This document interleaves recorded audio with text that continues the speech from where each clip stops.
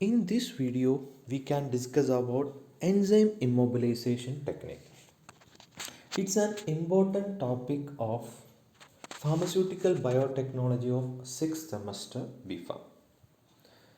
Before going to the topic, let me tell you on exam point of view, it's a frequently asked essay and short note question.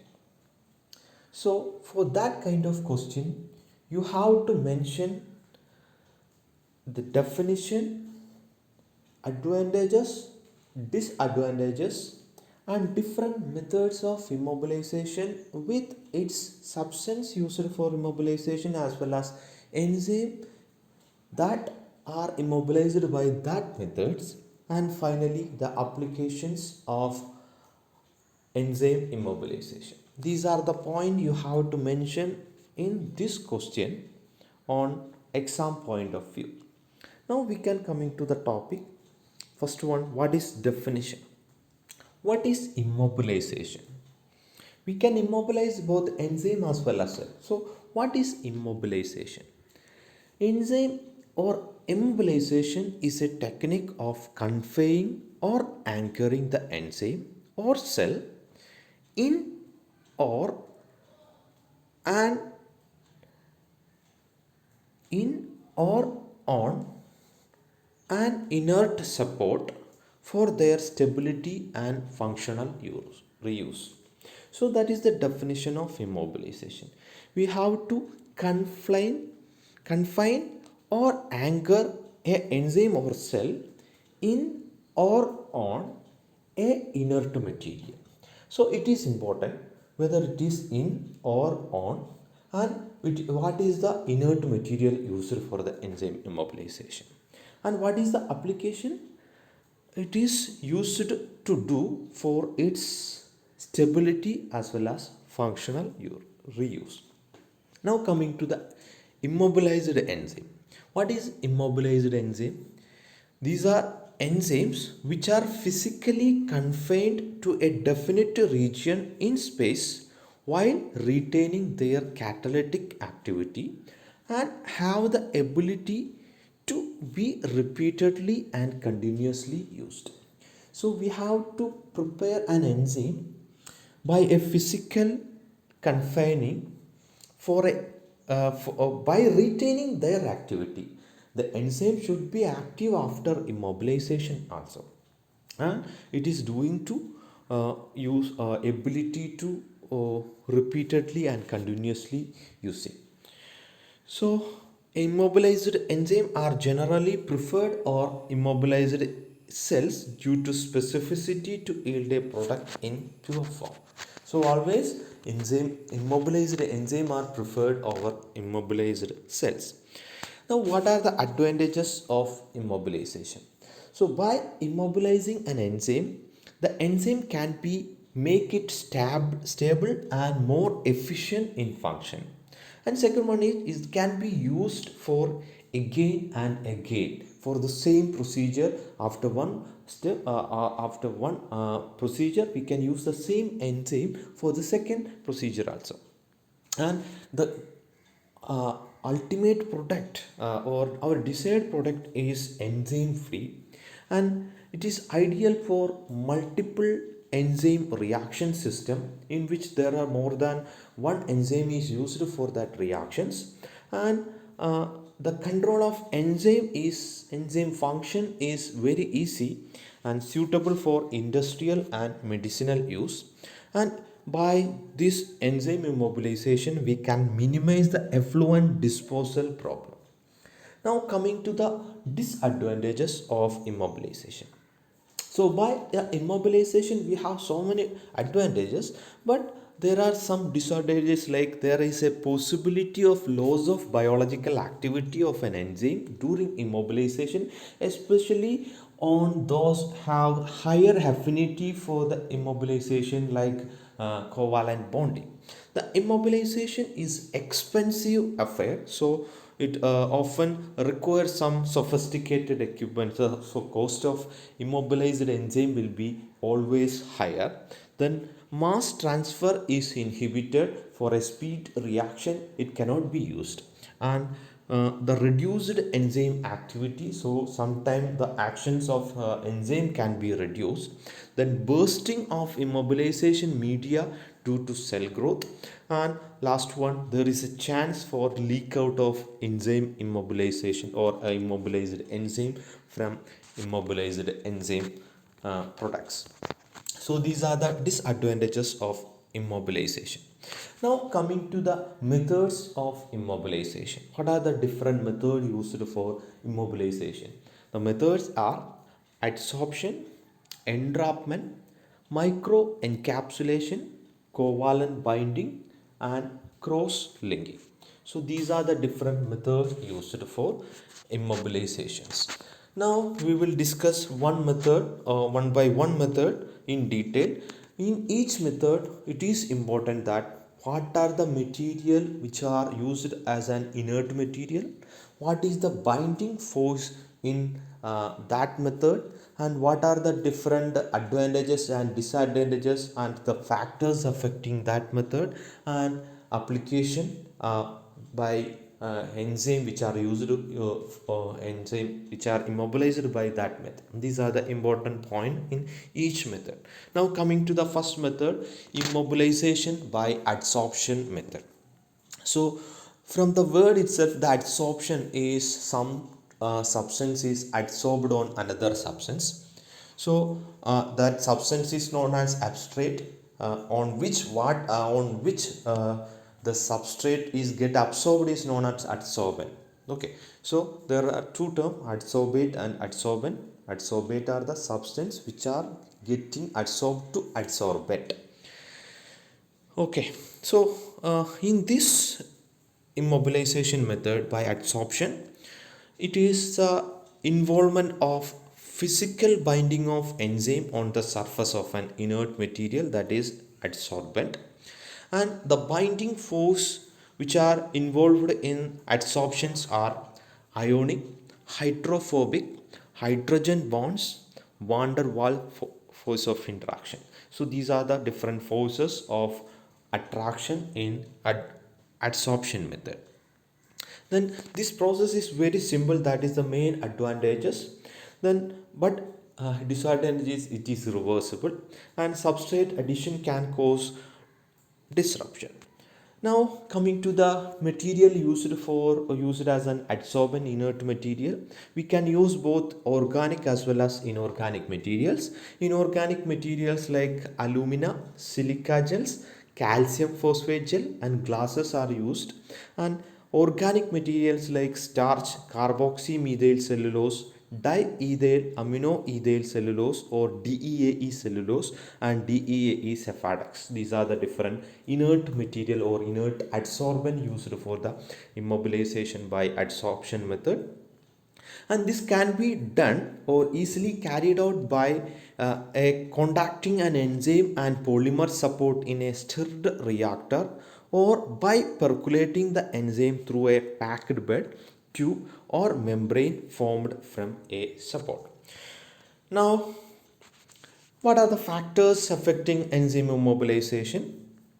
The adsorption of enzyme can be easily removed by minor change in pH because it is reversible, and solvent of nature of solvent, concentration of enzyme or adsorbent, ionic strength or temperature. So these are the different factors. By changing these factor, the weak forces like ionic, hydrophobic, and van der Waals force can be reversed, and the adsorption can be reversed. The major influence on the quantity of enzyme adsorbed depend on the enzyme concentration to the unit surface carrier. The activity increases with the increasing enzyme concentration and approaching a saturation value with the decrease of specific activity.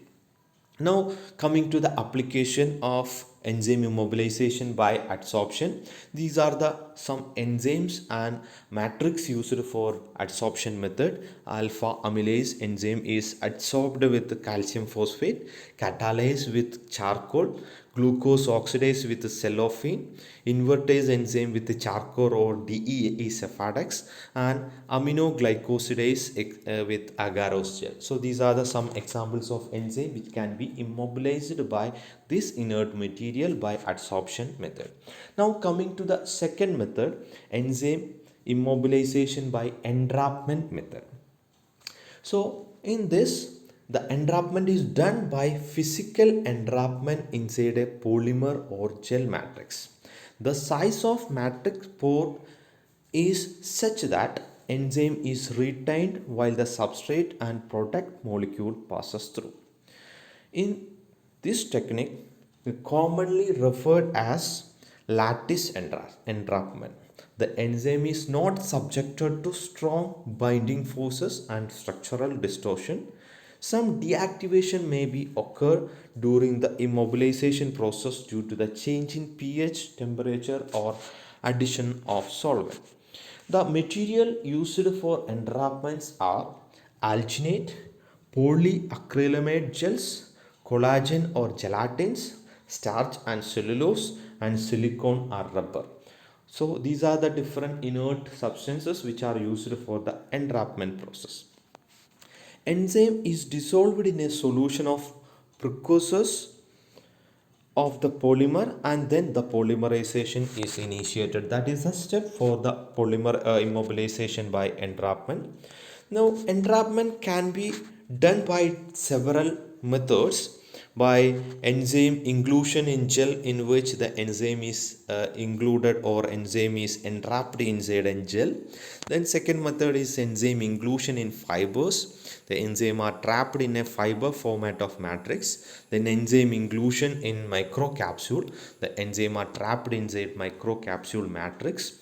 So these are the different methods of enzyme immobilization by entrapment method. Now what are the advantages? Relatively benign attachment method and easy to perform. Now problem or disadvantages is mass transfer limitation. So the exact full-fledged action of enzyme cannot be obtained by this method. Then cell or enzyme leakage from the matrix. Some cell or enzyme or deactivation can be occurred. So these are the different problems or disadvantages of enzyme immobilization by entrapment method. Now third method, immobilization by microencapsulation. It's a method, it's a type of entrapment method actually. It refers the process of a spherical particle formation wherein a liquid suspension is enclosed in a semi-permeable membrane. So the enzyme is capsulated uh, enzyme is covered with a spherical particle. So the membrane may be polymeric, lipoidal, lipoprotein based on non-ionic in nature. There are three distinct ways of microencapsulation: building of special membrane reactor, formation of emulsion, stabilization of emulsion from microcapsule. So this is the basics procedure for microencapsulation, in which we have to take the organic solvent and aqueous enzyme solution in one beaker or one container, and we have to mix this one by adding we have to mix properly. To this we have to add the polymer which has to be encapsulated. So this is the basic step of enzyme immobilization by microencapsulation method. Now what are the advantages of microencapsulation? By encapsulating the enzyme, we can immobilize the enzyme, thereby we can increase the high surface volume ratio, and we can form a thin membrane and relatively benign attachment method, and can be used for the immobilization of enzyme and mammalian cell.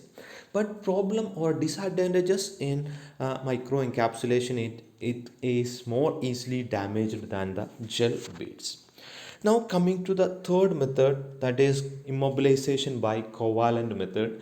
First of all, it is an irreversible method. We cannot change with the pH, substrate or anything like that. Once happened, it will be permanent.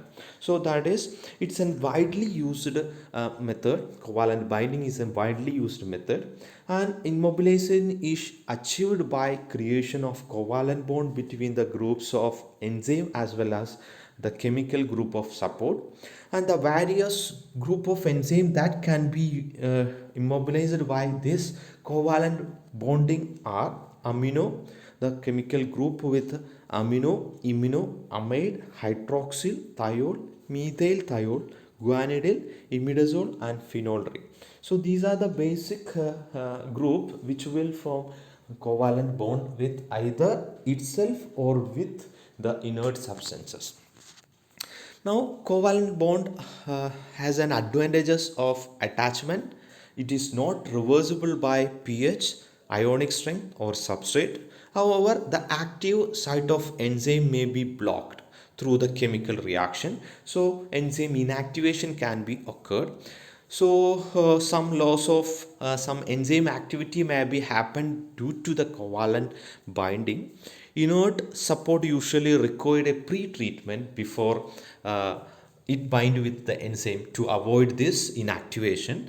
The following methods are commonly used for covalent bonding, like cyanogen bromide activation, diazotization, peptide bond formation, and activation by or polyfunctional reagents.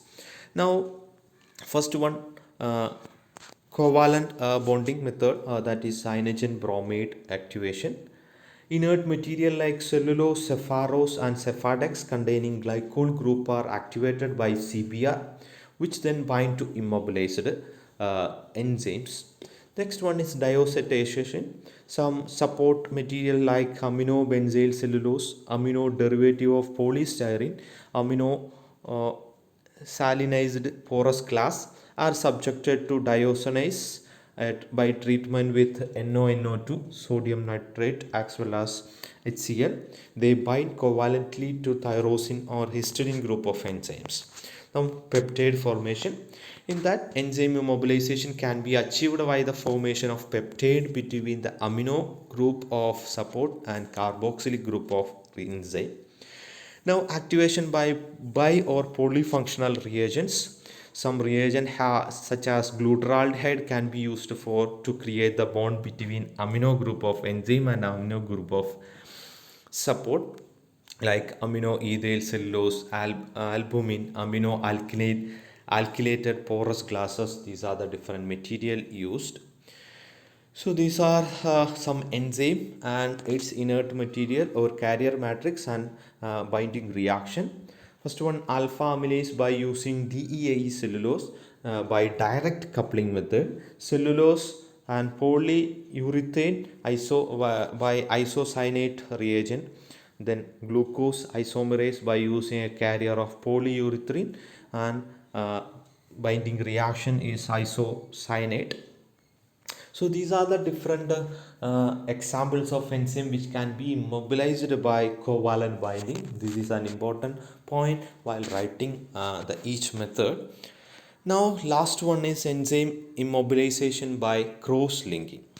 So from the word itself, it's a linking between the enzyme with sometime without using another carrier matrix. So the main advantages is the absence of solid support is a characteristic feature of immobilization of enzyme by cross-linking. The enzyme molecules are immobilized by creating cross-linking between them through the involvement of some polyfunctional groups. These reagents in fact react with the enzyme molecules and create the bridge which form backbone to hold the enzyme molecules. Now, what are the substances which are used for the close linking? What are the reagents used? So, the reagents like glutaraldehyde, diazobenzidine, hexamethyl diisocyanate and toluene diisothiocyanate are the examples of reagent which are used for cross linking. Glutaraldehyde is most extensively used for the reagent used for the cross-linking, and these reactions are irreversible and can withstand the extreme pH as well as temperature.